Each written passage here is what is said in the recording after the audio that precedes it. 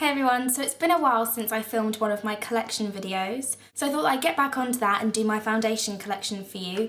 I do have a lot of foundations, I warn you, I do, but that's because I'm a huge foundation junkie. I think finding the right foundation is probably the most important part of any of your makeup. I just think foundation is really what makes a makeup look good, if that makes sense. So I'm going to crack on because I do have a ton of foundations. Okay, so you probably know that I'm storing my foundations in a cake stand like this. In the bottom I store my blushes and my foundations. Now I'm not sure where this exact one is from, but you can get these at homeware stores, much like Laura Ashley, or I'm trying to think, you can probably get them at places like Homebase even. Places like that will probably sell stuff like this. But yes, so I'm going to crack on. I have a mixture of high-end and drugstore. Probably mostly high-end, just because ooh, my lighting's going really bright. But yeah, most of my foundations I'd say are probably high-end, just because, as I said, I think foundation is the most important part of a makeup look, so I don't mind splashing out a bit more on an expensive foundation. Anyway, so in the top of my cake stand, I just have these, which I'll just show you really quickly. They're kind of like samplers of the L'Oréal Perfect by L'Oreal Perfect Match Foundation. I have a couple of these because I have them in all different shades.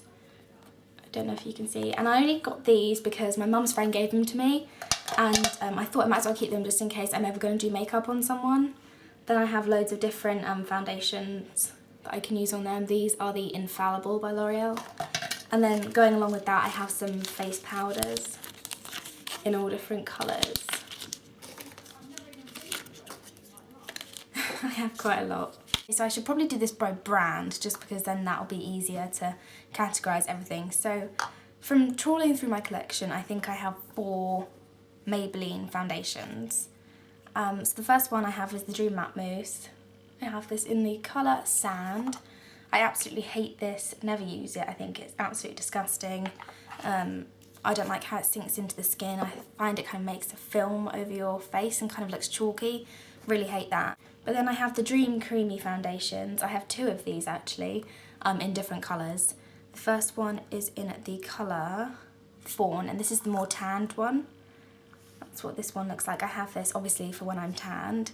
I really like this. It's so silky and soft. Gives a really nice kind of airbrush finish. And then similarly I have this in the colour Nude, which is a paler one, which looks kind of gross because I use a duo fibre brush in this. So it's got little like holes in it. I don't know if you can see, but I love them. And the final one I have from Maybelline is the Pure Liquid Minerals. And I have this in the colour Nude. I really wanted to like this, but I didn't. But I think that's because of the colour range. I couldn't find one to match me. This makes me look really orange. So yeah, I don't use this. As for my other kind of drugstore brands, I have L'Oreal, and this is the Matte Morphose, which looks like this. This is kind of orange for me. I find that in drugstore foundations I can never find the right colour anyway. But I mean, it gives a nice finish. It's really light and silky. Probably can't even see there. It kind of matches my skin now because I've fake tanned, so but normally it doesn't match my face. Then I have the Natural Collections foundation in the colour Biscuit, which looks like this. I don't really like this. I only bought this when I went to Reading Festival because I didn't want to take any of my expensive foundations, and I wasn't really going to wear a lot of makeup anyway, so I just thought I'll just take this.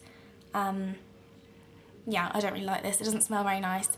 It's not a great colour either, but to be honest it was like £1, so.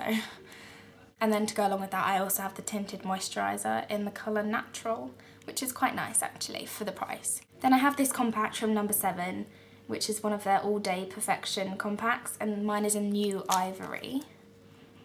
I really like the packaging of this. It's kind of like, I don't know, you like twist it off. And then a puff came in here, but I threw that away. And that is what the foundation itself looks like. It's kind of one of the cream to powder formulas. I really like this one, but it's quite pale. And then my final drugstore one is from Collection 2000, and it's their Perfect Finish foundation. This is in the colour Natural Beige, which I have on today. I actually really like this. It gives a really nice finish and it feels light on the skin. So I'm really impressed with that one. And then I guess that could go kind of alongside drugstore just because of the price range is my Super Plus BB cream. I get this on eBay, which I've mentioned before in a couple of videos. I'll link the seller that I use below if some of you want to go check that out. You guys all know that I absolutely adore this. And then finally, for my more high-end products, I've tried to rank them in an order of worst to best.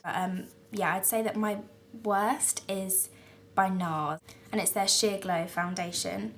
I really didn't like this. I don't know, I might try work with it more, but I did do a review on this ages ago, but I didn't really like it. But I think it's because it was the wrong colour for me. But now that I have more of a tan, maybe I can work with it a bit more. But yeah, this is probably my least favourite. And then I have this by Estee Lauder, which is their Double Wear Stay in Place makeup. This is like a full coverage. And it lasts for like 10 hours. It's like waterproof and everything.